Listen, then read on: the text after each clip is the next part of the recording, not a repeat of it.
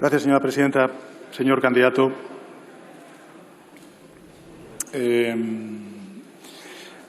empiezo por donde comencé también la primera de las intervenciones. Por mucho que provoque, no vamos a entrar en sus provocaciones, señora Abascal. Le digo una cosa. Sí, claro que sí. Le digo una cosa, señor candidato.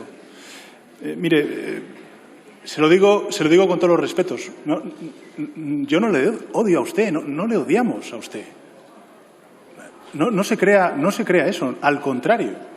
Nosotros lo que queremos es rebatir con argumentos precisamente sus postulados para que aquellos que confiaron en usted en procesos electorales anteriores vean que el único futuro que usted ofrece es un futuro lleno de zozobra, de negrura, y que, por tanto, hay otros caminos en los que pueden perfectamente volcar su confianza para lograr sus objetivos, que son legítimos. Simplemente es eso, señoría. Desde luego yo, en fin, es difícil, efectivamente, poder debatir con usted por la sencilla razón de que usted no es que haga oposición en el sistema, que además lo he dicho en muchas ocasiones, usted hace oposición al sistema. Y, por tanto, es difícil hablar y debatir con usted sobre políticas, porque usted lo que hace es cuestionar el debate político de fondo, cuestionar los fundamentos democráticos. Usted puede defender que son propuestas derogar la violencia de género, puede defender que es una propuesta ilegalizar a la mitad de los partidos políticos que están representados en esta Cámara, pero eso, a juicio al menos del Gobierno y de las fuerzas parlamentarias, la mayor parte de las fuerzas parlamentarias de esta Cámara, es todo lo contrario, ¿no? Y además, fíjese, yo creo que usted ha utilizado la pandemia como otra excusa, ¿no? Yo este fin de semana que tuve ocasión un poquito de preparar las intervenciones, porque ya sabemos más o menos por dónde va, ya nos conocemos, señor candidato, sabemos cuáles son sus argumentos, pues estuve echando un vistazo a esta fundación de pensamiento que usted ha creado, ¿no? No recuerdo ahora mismo cómo se llama, Disenso me parece que se llama. Bueno, ahí es curioso porque no hay una sola propuesta, no hay un solo análisis sobre la pandemia, pero sí hay una munición, señorías, extensísima sobre contrapropuestas a aquello que ustedes llaman lo políticamente correcto. Y lo políticamente correcto para ustedes pues es, por ejemplo, el respeto a las mujeres, el respeto a las minorías, el respeto a los homosexuales. Eso sí, todo en nombre de la libertad. Yo me tomo en serio, señor candidato, lo he dicho al final de mi intervención, sus argumentos. Le escucho atentamente. He leído, por ejemplo, el texto de su moción de censura, al cual pues usted ha hecho referencia en su primera intervención o en la segunda intervención, donde le he notado un poco más desencajado, tengo que reconocérselo. Y por ser constructivos, me gustaría, señora Abascal, aprovechar precisamente esta moción para rebatir punto por punto cuáles son los elementos centrales que explican, a juicio de usted y de sus señorías, la presentación de esta moción de censura. Porque me parece importante que conste en acta y, sobre todo, que los ciudadanos y ciudadanas españoles sepan exactamente qué es lo que defiende el Gobierno de coalición y qué es lo que representan ustedes. Ustedes han dicho que, en primer lugar, el motivo de la moción tiene que ver con la constitución del actual Gobierno social comunista mediante fraude electoral español y su dependencia de las fuerzas políticas separatistas. Esta es la primera de las razones de peso para presentar esta moción de censura. Incluso usted me ha instado al final de su réplica para, en fin, contestar a por qué dice usted yo engañé a los españoles, en fin, toda esta retahíla que tanto usted como la derecha tradicional, el señor Casado, suelen repetir regularmente cada vez que tienen ocasión, ¿no? Bueno, vamos a ver, la legitimidad de este Gobierno, señoría, viene dada por las 2 victorias electorales que obtuvo el Partido Socialista Obrero Español en el año 2019 y por unos apoyos en la sesión de investidura de hace muy pocos meses que representan a 12 millones de votantes de nuestro país. Lógicamente, el Partido Socialista aspiraba a tener unos resultados electorales en las 2 contiendas, pues como cualquier otro partido, con el apoyo suficiente para poder gobernar en solitario. Y los españoles decidieron otorgar al Partido Socialista su confianza mayoritaria, pero no el apoyo suficiente como para poder gobernar en solitario. Por tanto, ¿qué es lo que hicimos? Bueno, pues, ¿qué hacen los demócratas? Pues pactar. ¿Pactar con quién? ¿Vamos a pactar con un Partido Popular que precisamente lo que hace es secundar dócilmente sus posturas deslegitimadoras del Gobierno de coalición? ¿Pactar con un Partido Popular que impidió precisamente la formación de cualquier gobierno encabezado por el Partido Socialista a lo largo del año pasado? Pues, hombre, pactamos con otra fuerza progresista, con la que tenemos, lógicamente, nuestras diferencias, pero que también tenemos nuestras conjunciones y que tienen que ver, por ejemplo, con nuestro propósito de avance social y democrático. Por tanto, esa era la alternativa, señor Abascal. Fíjese, su mentor, señor candidato, el señor José María Aznar, fue investido con los votos de Convergencia y Unió y del Partido Nacionalista Vasco. Le votó el Partido Nacionalista Vasco y Convergencia y Unió, señorías, a José María Aznar. De esos partidos, además, de los cuales usted abomina, y usted era dirigente entonces del Partido Popular, hay que recordar lo que dijo el entonces presidente del Partido Nacionalista Vasco, el señor Arzallus. El señor Arzallus vino a decir que en 13 días había conseguido más de José María Aznar que en 14 años de Felipe González.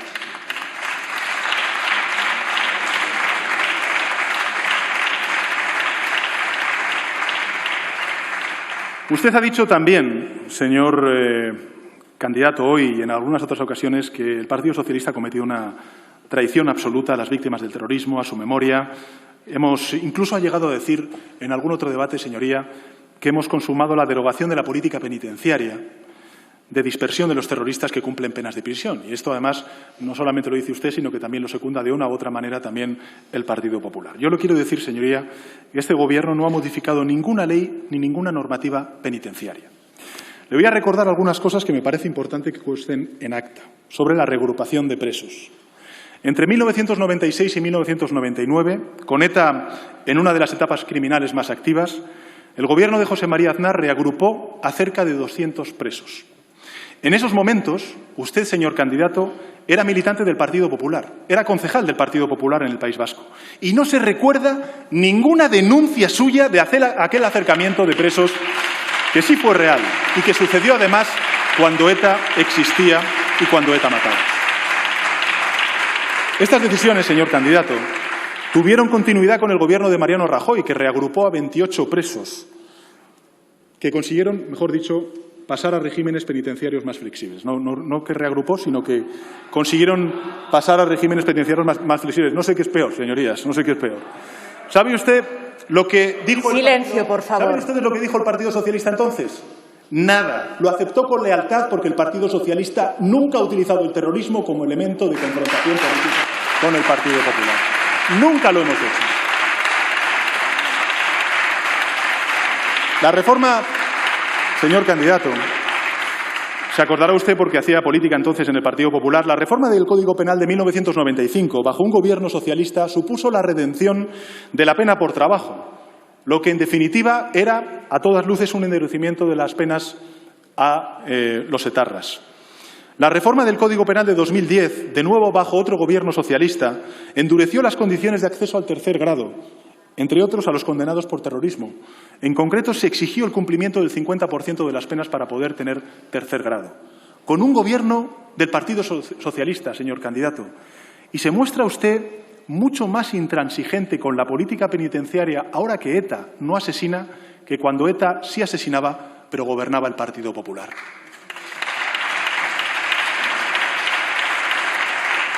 Le voy a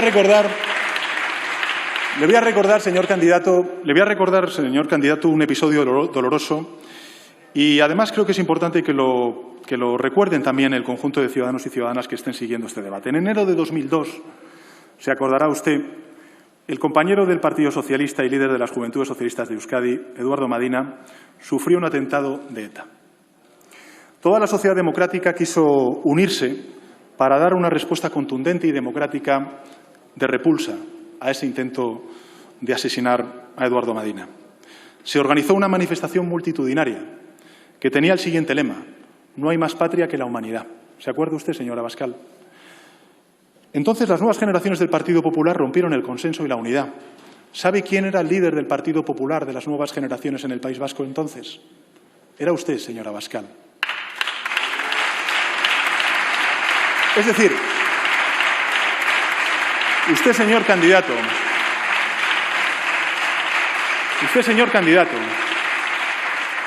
ya utilizaba el terrorismo como indigna arma política. Que lo siga utilizando ahora, cuando hace exactamente 9 años que ETA dejó de matar, da una idea de lo que es usted en política. Un depredador sin valores y sin ningún tipo de escrúpulos.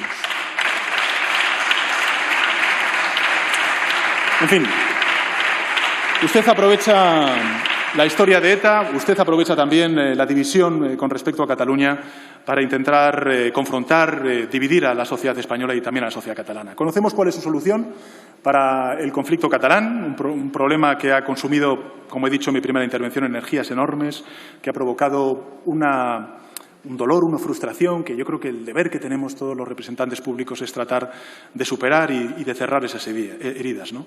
Su solución del problema pues, es bien sencillo, suele ser habitual, por cierto, en la derecha, es negar el problema. Ustedes, la verdad es que son geniales en las alternativas que dan a los problemas que tiene nuestro país. Por ejemplo, el País Vasco le llaman provincias vascongadas y asunto resuelto. Señor candidato, y a quien no le guste ya sabe lo que le espera, y el que quiera dialogar es un traidor. Pero existe un problema en Cataluña, señor candidato, y es un problema que se agravó con la respuesta a juicio del Partido Socialista, pues con la respuesta indolente y torpe del anterior Gobierno. Y tenemos que resolverlo, señor candidato, señorías. Conocemos también, en este caso, cuál es su solución. Conseguir la victoria del candidato a la Generalitat, del señor Garriga, que han paseado ustedes por aquí en el primer acto de precampaña electoral catalana. Y a continuación, entiendo yo que la solución es disolver la Generalitat de Cataluña y a continuación lo que tenemos que hacer es disolver el Estado autonómico y acabar con el título 8º de la Constitución, ustedes que son tan constitucionalistas. Y a quien no le guste, leña hasta que hablen la lengua del imperio. Nuestra solución, señor candidato, no es eso. Pues claro que se produjo una transgresión de la ley y claro que se ocuparon de ello los tribunales, dictaron una sentencia que se está cumpliendo. Pero detrás de esa transgresión de la ley hay un fenómeno mucho más serio, que hasta usted puede entender perfectamente. Y es que hay una brecha dentro de la sociedad catalana. Hay un sector de la sociedad catalana que duda que su progreso y su bienestar sean compatibles con el progreso y el bienestar de España. La única respuesta que ustedes tienen para esas dudas es confirmarlas. Ustedes se empeñan en ahuyentar a quienes dudan.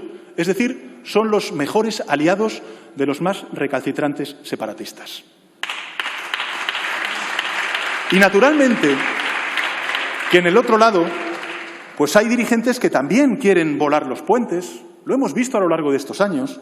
Son gente que, por ejemplo, sostiene que a Lluís Companys lo asesinó España. Y nosotros lo que decimos es que a Lluís Companys lo asesinó el mismo régimen que asesinó a Blas Infante, que forzó la muerte en prisión de Julián Besteiro o la muerte en el exilio del presidente de la República, Manuel Azaña.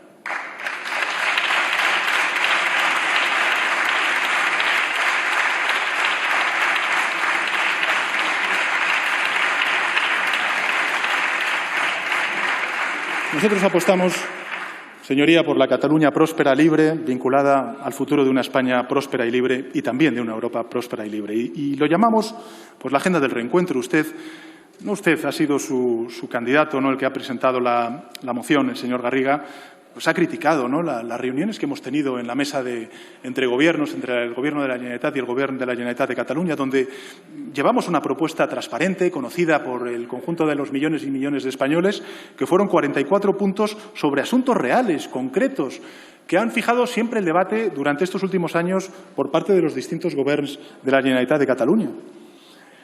Pero, en fin, si es que da igual, señor candidato, para usted Cataluña es un ejemplo más de cómo entienden ustedes el orden social, ¿no?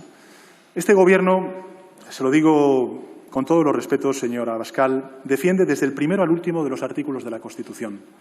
Desde el primero al último. Y quienes no lo hacen son aquellas fuerzas políticas que bloquean la renovación de instituciones que necesitan ser renovadas y que llevan ya bastante tiempo en funciones, como es el Consejo General del Poder Judicial, el Tribunal Constitucional y el Defensor del Pueblo. Fíjese, ustedes son tan entusiastas de la Constitución que abogan por suprimir el Tribunal Constitucional. Ustedes les gustan tanto los derechos humanos que rechazan la jurisdicción del Tribunal Europeo de Derechos Humanos. Y en línea con su modelo territorial, que aborrece de las comunidades autónomas, lo que proponen también es centralizar el sistema judicial. Así resolvemos todos los problemas, ¿verdad, señor candidato? Es decir, lo de hace 80 años, cuando imperaban esos gobiernos benéficos que tanto le complacen a usted y a los que usted representa. El segundo argumento que ustedes utilizan en la moción de censura es la gestión criminal de la pandemia. La gestión criminal. Podría haber dicho mala gestión, podría haber dicho pésima gestión, pero ha querido puntualizar lo de gestión criminal. A usted cualquier adjetivo por debajo de criminal le debe parecer una blandenguería, una respuesta poco viril, afeminada, diría yo, ¿no, señor Abascal?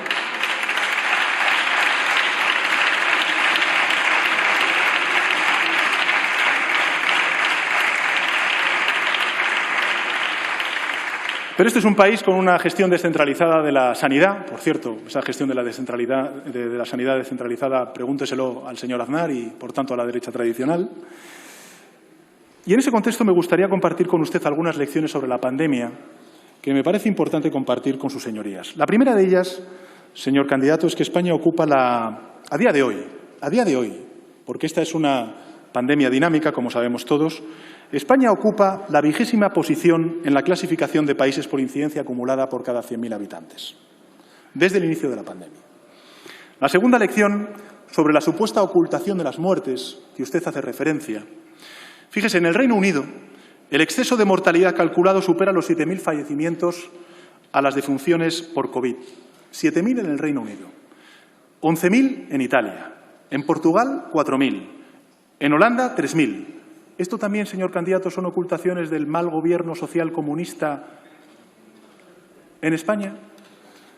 Este Gobierno lleva, señoría, compareciendo a diario para rendir cuentas sobre la situación del COVID, comunicando cifras de contagios, hospitalizados, fallecidos, cifras que comunican y nos comunican todos los gobiernos autonómicos, algunos de ellos apoyados por ustedes en las asambleas regionales. Es decir, que si llevamos al absurdo su reflexión, lo que usted está diciendo es que están ustedes engañando a los gobiernos autonómicos para que engañen al Gobierno de España y el Gobierno de España, a su vez, engaña a los ciudadanos sobre las cifras de fallecidos.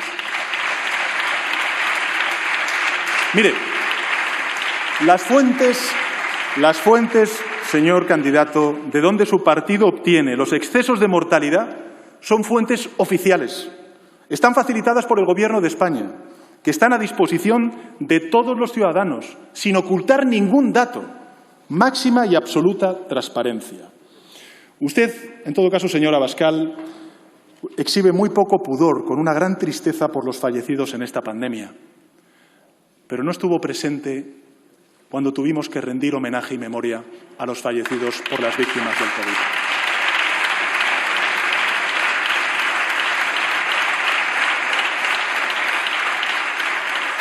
La sinceridad de ese dolor, señor candidato, esa tristeza, ya tuvimos ocasión de comprobarla cuando ustedes se manifestaron en plena pandemia, en los altos de un autobús, y compararon su concentración con la celebración de una copa de fútbol. Hace mucho tiempo que la inmensa mayoría de la sociedad española, señor candidato, aprendió a juzgar la sinceridad del dolor por los hechos y no por el color de la corbata. La tercera lección, señor candidato, es sobre el retorno a las aulas. Fíjese, hasta septiembre hemos celebrado con las comunidades autónomas, lo sabe bien la ministra de Educación y Formación Profesional, 22 encuentros territoriales, entre los que están 7 conferencias sectoriales de educación, 2 de ellas conjuntas con el ministro de Sanidad. Hemos adoptado acuerdos, actuaciones coordinadas para finalizar el curso pasado y también para preparar el curso 2020-2021. Hemos realizado, lo decía en la primera de las intervenciones, yo creo que una inversión sin precedentes. Es verdad que también es sin precedentes la pandemia que tenemos, pero una inversión sin precedentes para salvaguardar la equidad y la igualdad de oportunidades de nuestros niños, de nuestras niñas. Cerca de 3.000 millones de euros que hemos dado a fondo perdido a las comunidades autónomas precisamente para reforzar los sistemas educativos, para reducir las ratios de alumno por profesor, para, en fin, garantizar la presencialidad de nuestros hijos y nuestras hijas y garantizar la igualdad de oportunidades y su educación.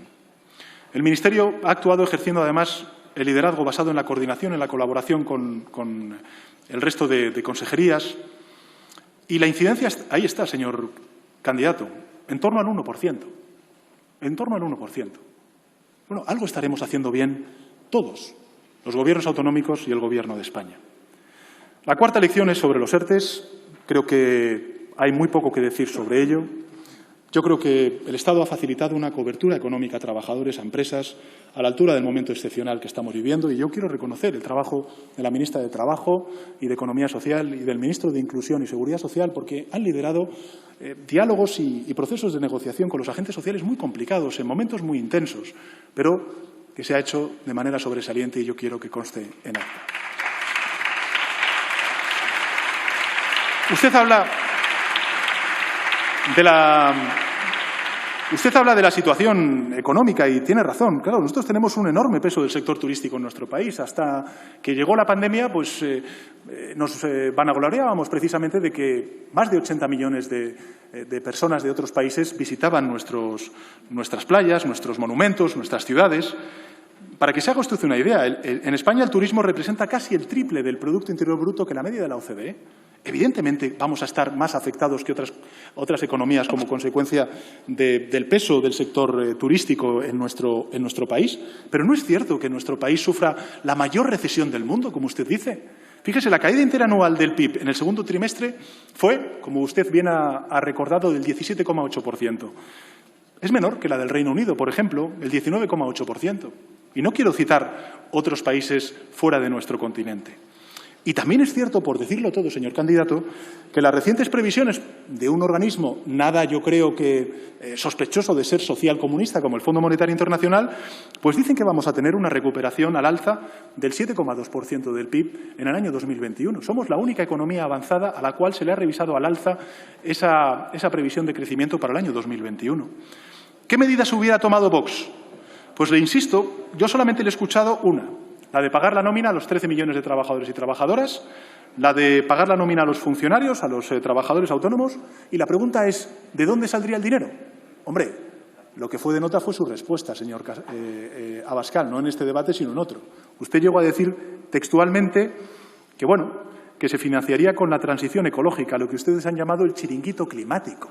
Claro, así es muy fácil, señor candidato, así es muy fácil cuadrar las cuentas. La sexta lección es la inmigración. La inmigración y China, señor candidato, no han sido los causantes de la propagación del virus. No lo han sido. Le ruego un mínimo de rigor y un mínimo también de humanidad, al menos para no mentir en estas cuestiones, ¿no? Fíjese, es cierto que tenemos un problema de llegada de migración a Canarias. Estamos hablando y trabajando con los gobiernos autonómicos. Estoy convencido de que será también objeto del debate a lo largo de esta moción de censura. Tenemos que hacer mucho más. Ahí está el Ministerio de Inclusión y Seguridad Social trabajando junto con el resto del Gobierno. Pero las cifras son muy tozudas. Fíjese, el número de inmigrantes irregulares llegados a España los 9 primeros meses de este año es la cifra más baja de los últimos 3 años. Algo tendrá que ver también la política de migración que estamos implementando desde el Gobierno de España.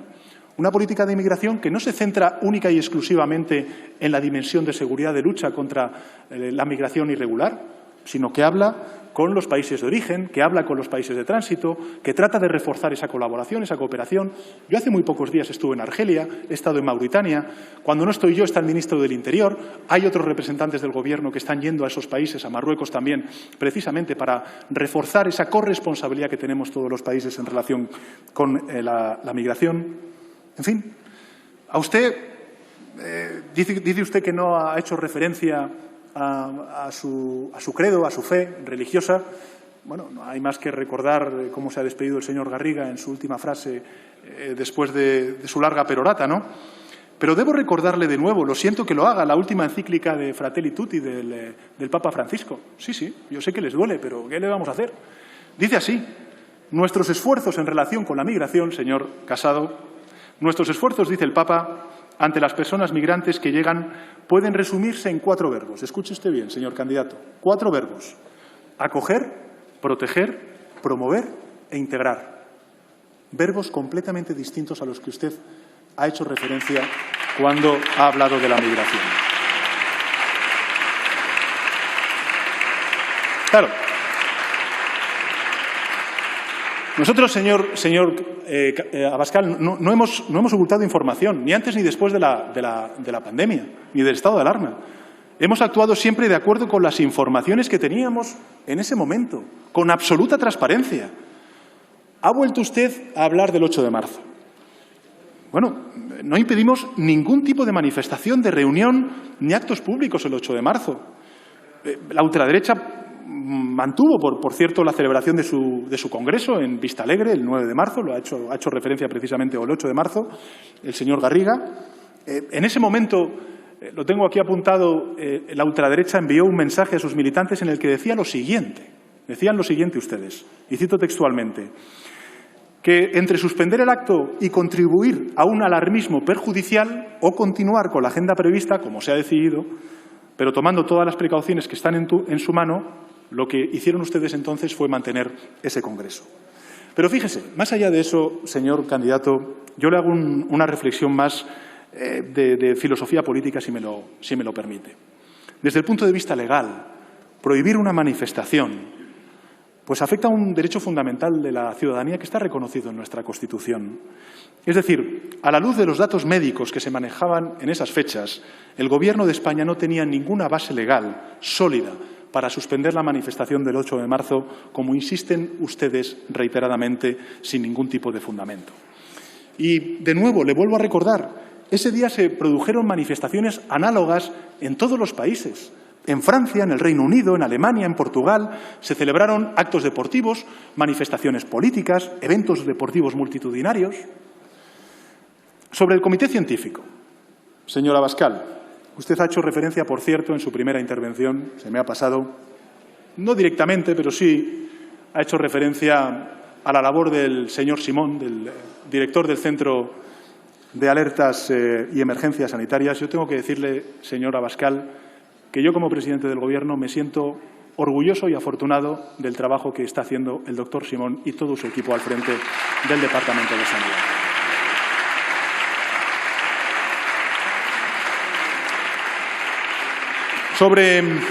Sobre los sanitarios, porque usted también hace referencia a ellos, también en su moción de censura. Miren, yo soy muy consciente, el Gobierno de España es muy consciente de la situación de riesgo, de estrés a la que están viéndose sometidos los profesionales sanitarios en nuestro país. Pero quiero recordar una cosa. El Gobierno de España puso casi 82.000 sanitarios al servicio de las consejerías de sanidad de todas las comunidades autónomas durante la pandemia. Y el 29 de septiembre aprobamos un Real Decreto Ley para el refuerzo de las plantillas del Sistema Nacional de Salud. En las comunidades autónomas, señor candidato, en las que usted aprueba los presupuestos junto con el Partido Popular, ¿han exigido que se refuerce la atención sanitaria? ¿Han exigido que se contrate a más profesionales sanitarios, señora Abascal? No hay registro de ello, señor candidato. Y la décima sobre las residencias de mayores. Mire, la crueldad retórica y el cinismo yo creo que tiene límites, señor candidato. Ustedes han llegado a decir cosas como las siguientes, que a los ancianos de nuestro país se les ha dado morfina y sedación en lugar de medicinas. En otros casos puede haber dudas, pero en este usted es perfectamente consciente de que está difundiendo una falsedad cruel. Usted sabe perfectamente que la gestión, que la supervisión directa de las residencias está en manos de las comunidades autónomas y no del Gobierno de España. Varias de esas comunidades autónomas cuentan con gobiernos sostenidos por su partido y varias de ellas, por cierto, señor candidato, son las que peores registros tienen en este terreno. Pero verá,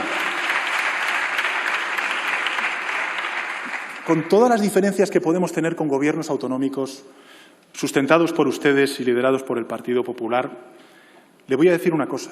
Estoy plenamente seguro de que ni un solo gobierno autonómico, sea cual sea su color político, ha tenido ese propósito tan inhumano como el que usted insinúa cruelmente para con el Gobierno de España. ¿Podemos todos mejorar nuestra gestión? Sin duda alguna. Lo ha dicho el Gobierno de España en reiteradas ocasiones. ¿Debemos tener esa autoexigencia? Sin duda alguna.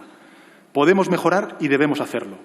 Y una de las conclusiones, precisamente, que tenemos que sacar de esta emergencia sanitaria es que tenemos que mejorar los mecanismos de coordinación entre las comunidades autónomas y entre las comunidades autónomas y el Gobierno de España, que debemos reforzar los recursos, los servicios comunes que respaldan a las distintas administraciones territoriales, que tenemos que reforzar la salud pública, que tenemos que reforzar aún más la atención primaria, porque se ha primado mucho más la asistencia hospitalaria en detrimento de la atención primaria, que es ahora mismo, digamos, el dique de contención ante la propagación del virus. Es decir, tenemos y debemos abordar una mayor cooperación dentro del respeto a las competencias para conseguir mejores resultados. Sigamos con sus razones, señor Abascal. La tercera de ellas es la degeneración democrática, según usted, y el asalto a los contrapoderes llamados a limitar el poder ejecutivo. Este es el tercer motivo que ustedes esgrimen en la moción. Habla usted, además, insistentemente de la degeneración democrática, ¿no? Y hace afirmaciones sin fundamento que me gustaría, además, responder. Primero, usted lo que dice, sin ningún tipo de ambajes, es que este Gobierno lo que quiere es derrocar a la Casa Real, a la monarquía. Flaco favor hace usted defendiendo a la Casa Real y a la monarquía. Pero es curioso, porque usted hace 5 años declaró lo siguiente. A la pregunta de monarquía o república, el señor candidato a la presidencia del Gobierno dijo lo siguiente. No entramos en ese debate. No haríamos un referéndum para ello. Ahora bien, si la monarquía aceptase reformas encaminadas hacia la confederalización de España dentro de una misma corona, seríamos muchos los que preferiríamos una república unitaria a una monarquía que trocease la soberanía. La monarquía solo sirve, según sus palabras, para la unidad de España.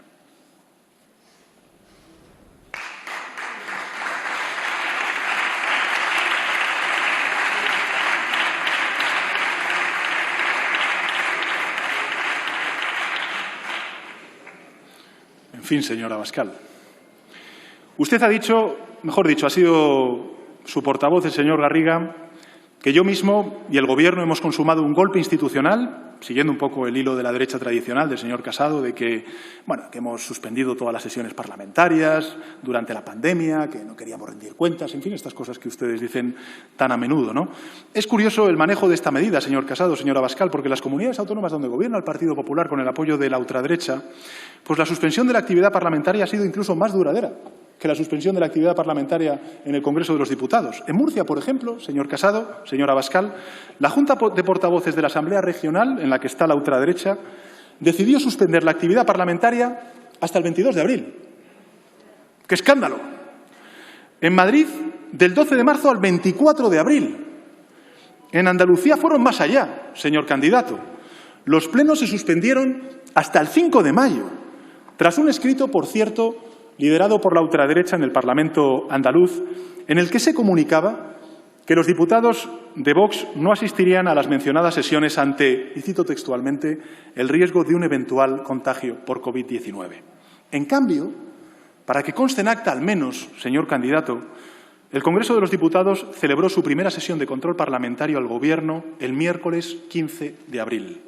Además de yo tener que comparecer cada 15 días para solicitar la prórroga a sus señorías del estado de alarma y, además, del compromiso que alcanzamos de que el ministro de Sanidad compareciera semanalmente en la Comisión de Sanidad para rendir cuentas sobre la gestión de la pandemia. Pero, en todo caso, las sesiones de control al Gobierno de España el 15 de abril y en Andalucía, donde ustedes gobiernan con el Partido Popular, el 5 de mayo. Hasta el 5 de mayo se suspendieron los plenos.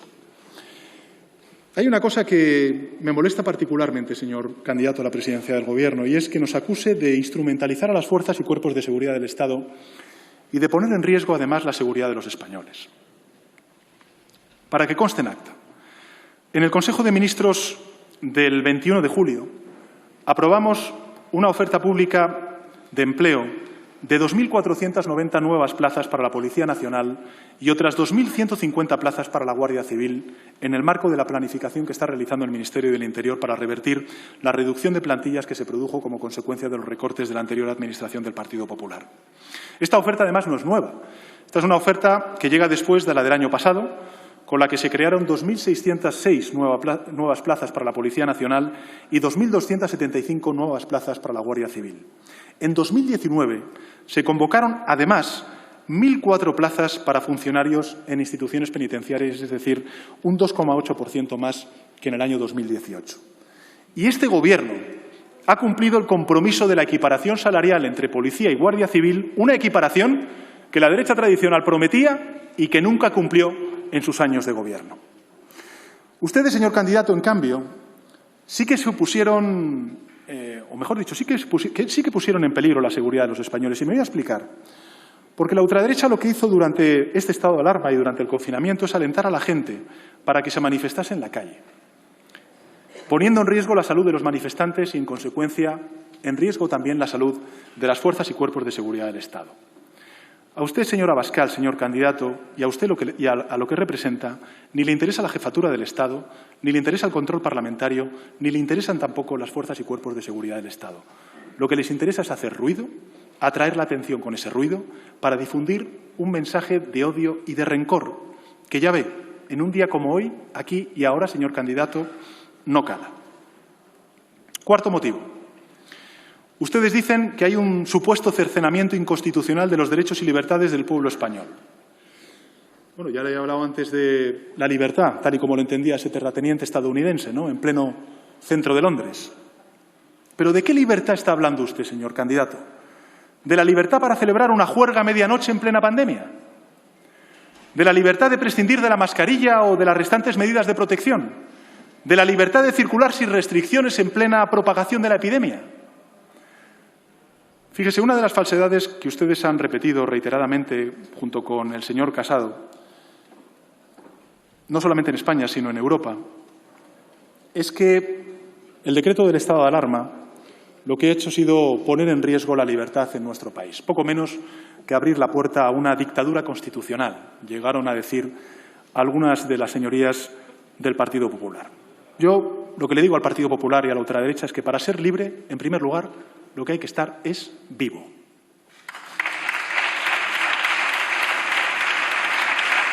Y para preservar la libertad, señorías, hay que proteger la salud.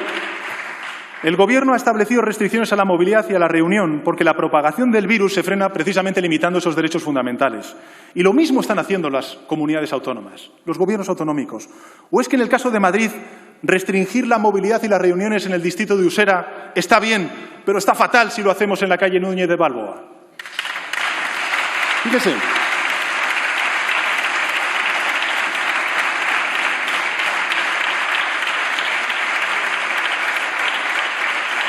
En Francia, en Italia, en Gran Bretaña, declararon el estado de alarma como nosotros en la primera ola, señor candidato y señor Casado.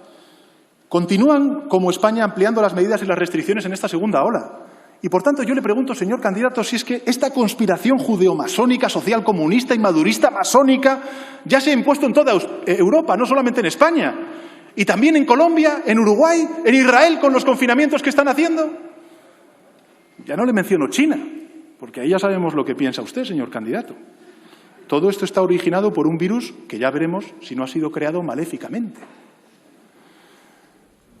Señor candidato, lo doloroso es que la moción de Vox recoge en este punto las mismas acusaciones que hizo el señor Casado en el Congreso a propósito de la segunda prórroga del estado de alarma, diciendo que en nuestro país había un estado de excepción encubierto.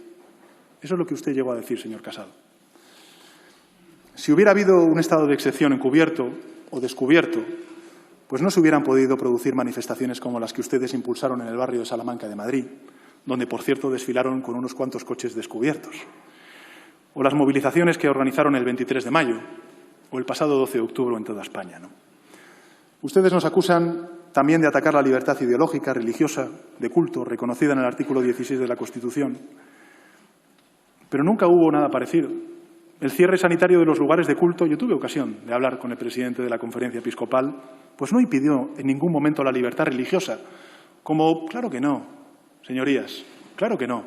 Como tampoco el cierre de bibliotecas impide leer, o el cierre de restaurantes impide comer.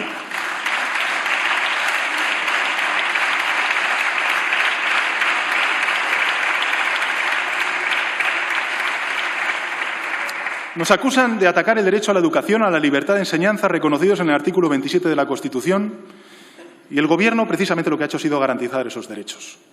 Desde el 30 de marzo se han distribuido a las consejerías de educación 23.000 tarjetas de acceso a Internet, 2.400 tablets y 1.000 smartphones, precisamente para los estudiantes que no tienen acceso a esas tecnologías. Una vez terminado el estado de alarma, se han concedido ayudas inéditas, como he dicho antes, 3.000 millones de euros. Y también hasta incluso nos acusan de atacar el derecho al trabajo, al artículo 35 de la Constitución, ¿no? pero se han posicionado en contra de los trabajadores de este país, negándose a convalidar todos los reales decretos que el Gobierno presentaba precisamente para garantizar y proteger el presente y el futuro de las empresas y del empleo en nuestro país. De modo, señor candidato, que ya sabemos que ustedes no tienen ninguna solución para los verdaderos, para los reales problemas de la ciudadanía. Ustedes no tienen ninguna solución.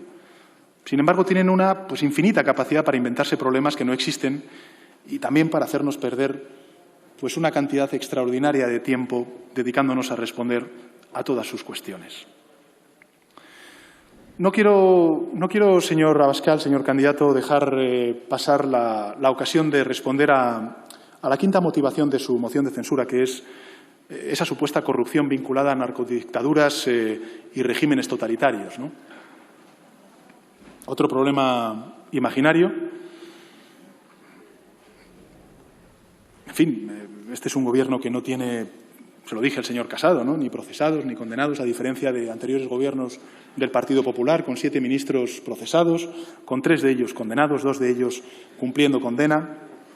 Pero, señor candidato, ¿hablamos de la Comunidad de Madrid?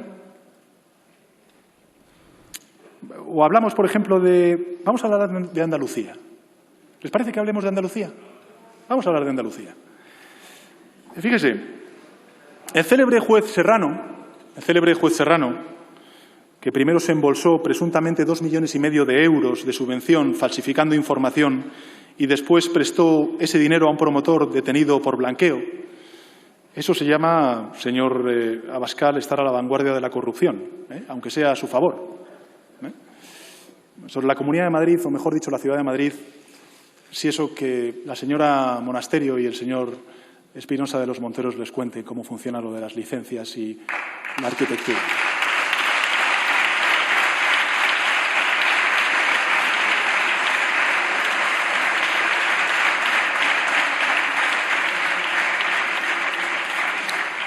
Y ya que estamos, les recuerdo que ustedes han sido el único partido que ha votado en contra del nuevo Código de Conducta de las Cortes Generales, negándose a hacer públicas las reuniones que mantienen con lobbies, con grupos de intereses privados, a declarar los intereses económicos de los últimos 5 años o incluso a declarar, señor Abascal, esa casa que parece que se ha comprado pero que no ha declarado en el registro de bienes de su señoría en el Congreso de los Diputados. El sexto motivo es la quiebra que dice usted que se está produciendo de la concordia nacional y la deslegitimación de la transición española, ¿no? La verdad es que resulta especialmente hiriente, ¿no?, viniendo de ustedes. Existe una España democrática, señor Abascal, de la que yo me siento orgulloso. Es esa España con gente muy diversa, distinta, completamente distinta, de derechas, de izquierdas, independentista, nacionalista, con tradiciones ideológicas casi antagónicas, pero que respetan la democracia, la tradición democrática española. Esa España liberal que arrancó en las Cortes de Cádiz hace más de 2 siglos. Esa es la España de la transición, la España de la concordia, la España del abrazo, la España de la inclusión. La otra España, señoría, la que usted representa, es la España franquista. ¿Pero qué queda? ¿Queda algún franquista en esta Cámara, señor Casado? O mejor dicho, señor Abascal. ¿Queda alguien que reivindique la dictadura de 4 décadas que sumió a España en el subdesarrollo económico, en la represión y en la intolerancia? En la transición a nadie en este Parlamento se le pasó por la cabeza reivindicar el franquismo, salvo a Blas Piñar. Incluso los exministros de Franco, que ocuparon escaños parlamentarios, renegaban del dictador Franco. La España de la imposición, señor candidato, y la de la intransigencia se acabó con la Constitución. Mire, señor candidato, la Ley de Memoria Democrática no reabre ninguna herida. Ninguna. Salvo para quien crea que los muertos están mejor en las cunetas o que el dictador merece homenajes.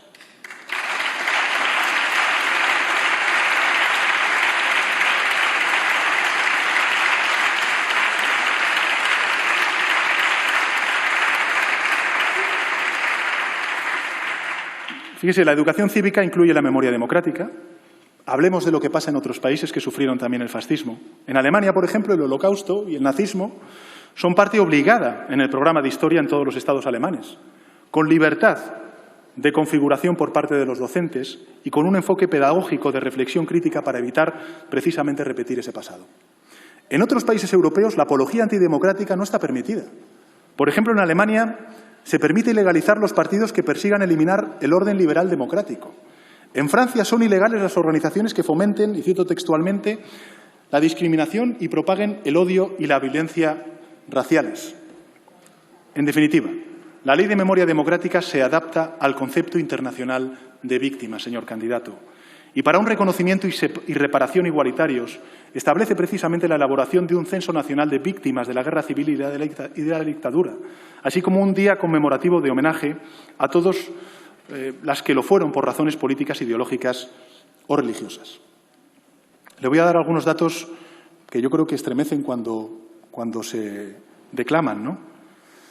La Audiencia Nacional, señor candidato a la presidencia del Gobierno, reconoció en 2008 que las desapariciones forzadas en España desde julio de 1936 a diciembre de 1951 ascendieron a 114.226 personas. Repito, 114.226 personas. En 2014, 2 misiones de Naciones Unidas visitaron España para informar sobre los esfuerzos que nuestro país estaba haciendo para hacer frente al legado histórico de las personas desaparecidas. El presidente de estas misiones destacó que la búsqueda de los desaparecidos era una obligación del Estado y emitió 42 recomendaciones urgiendo a establecer, y cito textualmente, una política integral para traer la verdad y la justicia a las víctimas. Señoría, vuelvo a repetirle una cosa que me parece muy evidente, pero que no está de más volver a recordar. Y es que los 2 únicos partidos que apoyaron la Constitución del 78 en las Cortes Constituyentes y mantienen representación parlamentaria a día de hoy están en este Gobierno de coalición, el Partido Socialista y el Partido Comunista de España.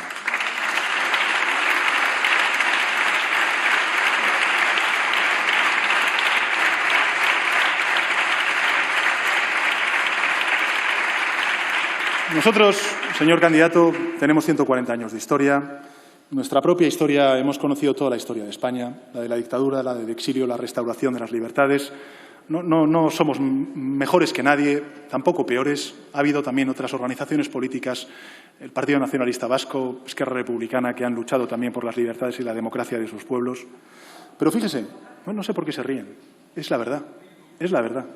Fíjese, en el Ayuntamiento de Madrid, Vox ha conseguido convencer al Partido Popular y también a ese supuesto partido liberal, Ciudadanos, para quitar el nombre a las calles de Indalecio Prieto y de Francisco Largo Caballero, retirando a martillazos una placa conmemorativa que el Ayuntamiento de Madrid puso hace 39 años, y quiero subrayarlo, por unanimidad de todos los grupos municipales entonces, en homenaje a estas 2 referencias históricas y políticas de nuestro país. ¿Dónde está el cambio entonces, señorías? ¿Cómo es posible que hoy se quiten calles con nombres de personas que lograron concitar la unanimidad del Ayuntamiento de Madrid 39 años atrás? Pues que entonces el cambio, señorías,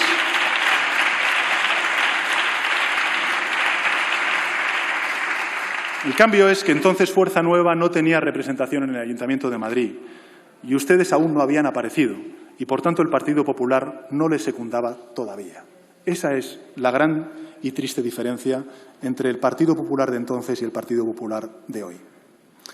Por tanto, señor candidato, 6 motivos para la moción de censura tan huecos y tan falsos como su patriotismo. Patriotismo, se lo he dicho en mi primera intervención, no es enfrentar a los españoles. Patriotismo no es proferir insultos y fomentar la discordia civil, como hace usted. Patriotismo es defender la vida, la salud de los compatriotas, defender los servicios públicos de los españoles, proteger aún más a los compatriotas que precisan de la ayuda del Estado. Y en sus 6 motivos no hay un ápice de una verdadera gota de patriotismo. Finalizo de nuevo dirigiéndome al líder del Partido Popular, al señor Casado. Señor Casado, la derecha tradicional tiene un espacio racional en Europa y en España. Lo tiene. Le ruego que atienda a lo que le voy a decir. Mire, nosotros tenemos diferencias, incluso tenemos muchas y grandes diferencias. Podemos discrepar en muchos asuntos, como hacemos, y creo que también podemos llegar a acuerdos en otros asuntos. Creo que la clave está en el respeto y en el reconocimiento del adversario. Ya a usted le veo como un adversario político, nunca como un enemigo político. Si así también lo cree usted, señor Casado, vote no a esta moción de censura. Al otro lado, le puedo garantizar que va a encontrar a la mayoría de escaños de esta Cámara. Cruce ese puente, vote no, y si lo hace así, yo creo que podremos encontrarnos. Y desde ese gesto podremos contribuir al necesario entendimiento que nos está pidiendo la sociedad al conjunto de representantes públicos. Claro que van a persistir las diferencias, las enormes diferencias que tenemos los distintos partidos que representamos. Y así debe suceder en democracia. Eso es lo normal.